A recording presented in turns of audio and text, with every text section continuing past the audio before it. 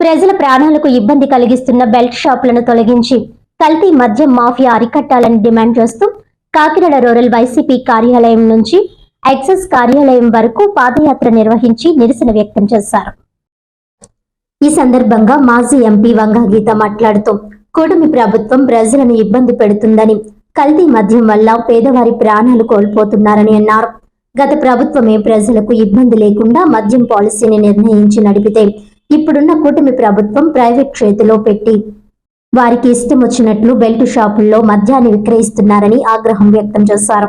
దీనివల్ల యువతులు, మహిళలు ఎన్నో ఇబ్బందులు పడుతున్నారని, అలాగే కల్తీ మద్యం వల్ల పేద కుటుంబాల వారు ప్రాణాలు కోల్పోయారని గుర్తు చేశారు. ప్రజలకు ఇబ్బందులు లేకుండా వైన్ షాప్ సక్రమంగా నిర్వహించాలని డిమాండ్ చేశారు. ఈ కార్యక్రమంలో రాష్ట్ర వైకాపా మహిళా ఉపాధ్యక్షులు Jammalamadaka Nagamani, zonal incharge Makinedi Seshakumari, state committee general secretary Chandrakala Deepti, జిల్లా అధ్యక్షురాలు సుజాత, మాజీ ఎమ్మెల్సీ లక్ష్మీ శివకుమారి, మాజీ మేయర్ వైకాపా కాకినాడ టౌన్ అధ్యక్షురాలు లక్ష్మీ శివప్రసన్న, జడ్పీటీసీ రాజేశ్వరి బెహరా, సర్పంచ్ బెజవాడ వీరవెంకట సత్యనారాయణ, వైకాపా నాయకులు, కార్యకర్తలు, మహిళలు తదితరులు పాల్గొన్నారు.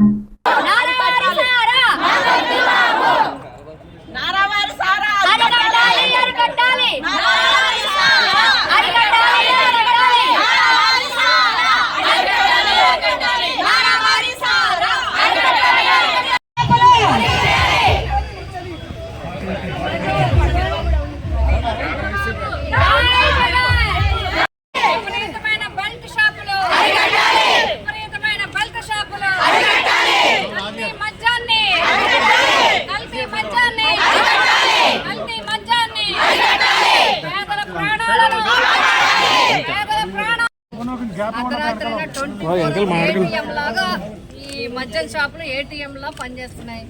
దీనికి తోడు కల్తీ మద్యం వల్ల రాష్ట్రంలో చాలా మంది కుటుంబాలు ప్రాణాలు కోల్పోవడం జరిగింది. వాళ్ళ కుటుంబాలన్నీ కూడా నిరాధారం అయిపోయాయి. ఎక్కువ ఈ మద్యం పేద, బడుగు, బలహీన వర్గాలు అందరూ కూడా దానికి ఎఫెక్ట్ అయ్యారు. అందుకు మా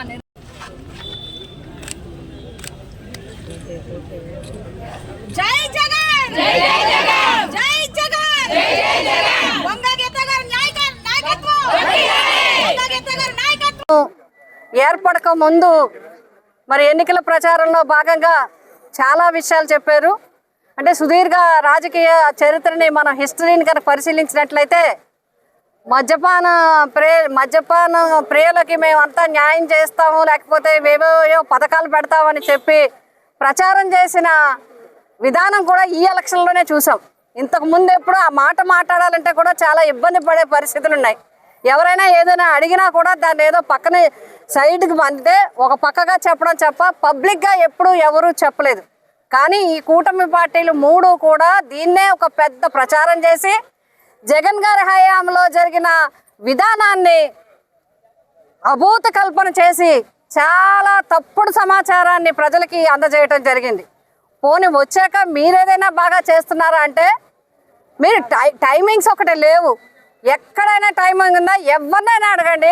ఏటీఎంఎల్ లాగా, అంటే ఏటీఎంలో ఏదైనా కమ్యూనికేషన్ ఇబ్బంది ఉంటే పనిచేయడం మానేస్తాయేమో, కానీ మద్యం షాపులు మాత్రం ఎక్కడా కూడా 24 hours ఉండే విధంగా ఎక్కడ పడితే అక్కడ విచ్చలవిడిగా పేదవాళ్ళకి, కష్టపడేవాడికి, చిన్న పిల్లలకి అందరికీ కూడా విపరీతంగా మద్యం అందుబాటులో ఉండే విధంగా ఈ విధానం జరుగుతూ ఉంది.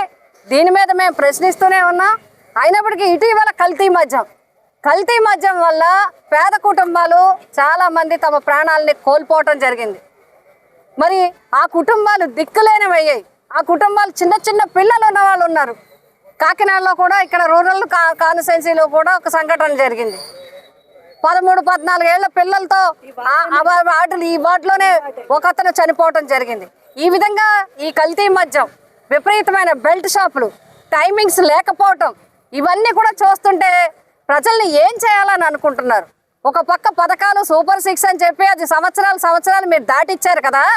మద్యాన్ని సక్రమంగా, జాగ్రత్తగా ప్రజలకి ఇబ్బంది లేకుండా, పిల్లలకి, చిన్న స్కూల్ పిల్లలకి, కాలేజీ పిల్లలకి వాళ్ళకి అందుబాటులో లేకుండా, బెల్ట్ షాపులు లేకుండా కంట్రోల్ చేసే విధంగా, టైం పాటించే విధంగా ఎక్కడ కూడా చేయలేని పరిస్థితి రోజు రాష్ట్రంలో ఉంది.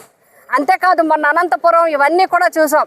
గతంలో మద్యం పాలసీ అంతా కూడా ప్రభుత్వం నడిపే విధంగా ఎక్కడ ఇబ్బంది లేకుండా ఒక పాలసీ నడిపితే దాన్ని చిలవలు పలవలు చేసి అభూత కల్పన చేసి ఇప్పుడు చెప్పారు. కానీ ఇప్పుడు డంపులు స్కాములు పెద్ద ఎక్కడ పడితే అక్కడ దొరుకుతూ ఉంటే, ఇంపార్టెంట్ ముఖ్యమైన నాయకులు ఇలాకాలో దొరుకుతూ ఉంటే కనీసం మీడియాలో కూడా ఎక్కడా కూడా ఒక వార్త రాకుండా మేనేజ్ చేసే పరిస్థితి ఈ ప్రభుత్వం చేస్తోంది. ప్రజల ప్రాణాలతో చెలగాటమాడుతున్నారు, మహిళల జీవితాలతో చెలగాటమాడుతూ ఉన్నారు. కల్తీ మద్యం వల్ల అందరూ ఇబ్బందులు పడే పరిస్థితి, ప్రాణాలు కోల్పోయే పరిస్థితి.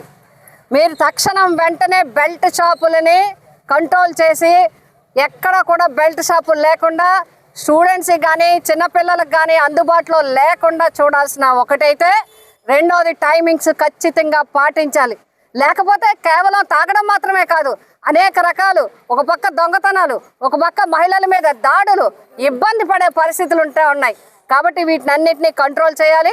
అదేవిధంగా కల్తీ మద్యాన్ని ఎవరైతే తయారు చేశారో, ఎవరైతే ప్రాణాలు పోవడానికి కారకులయ్యారో వారందరికీ మీద తక్షణమే చర్యలు తీసుకోవాలని చెప్పి వైఎస్ఆర్సీపీ పార్టీ డిమాండ్ చేస్తూ ఉంది. వైఎస్ఆర్సీపీ మహిళా విభాగం, రాష్ట్ర మహిళా విభాగం అందరూ కూడా, మహిళలందరూ ఈరోజు ప్రతి ఒక్కరూ కూడా తరలి వచ్చి తమ నిరసనని తెలియజేయటం జరిగింది. అదేవిధంగా పేదలు ఎవరైతే ఉన్నారో వారి కుటుంబాలకు అండగా ఉండడానికి మేమందరం కూడా ముందుకు రావటం జరిగింది అని చెప్పి కూటమి ప్రభుత్వం వెంటనే తక్షణం కల్తీ మద్యం మీద చర్యలు తీసుకోవాలి, బెల్ట్ షాపులు లేకుండా చేయాలి. అదేవిధంగా టైమింగ్స్ మాత్రం ఖచ్చితంగా పాటించాలని చెప్పి తెలియజేస్తాం. వార్తలను ముఖ్యాంశాలు మరోసారి.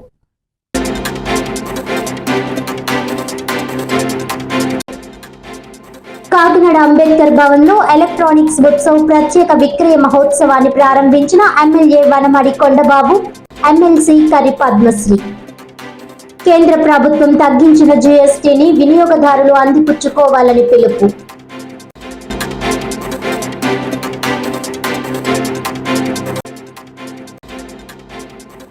బెల్ట్ షాపులు కల్తీ మద్యంపై కాకినాడలో వైసీపీ ఆందోళన పాదయాత్ర.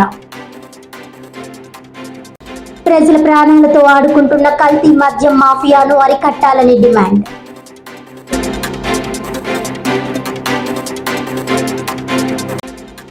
కాకినాడ పిఆర్ ప్రభుత్వ జూనియర్ కాలేజీలో పోటీ పరీక్షలపై మరియు కెరీర్ గైడెన్స్ పై విద్యార్థులకు ప్రత్యేక అవగాహన కార్యక్రమం.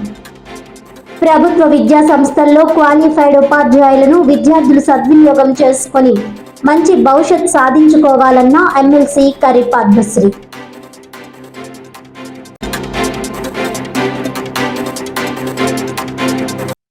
ఈనాటి వార్తలు ఇంతటితో సమాప్తం. తిరిగి వచ్చే బులెటిన్లో మళ్ళీ కలుద్దాం. అంతవరకు సెలవు. నమస్కారం.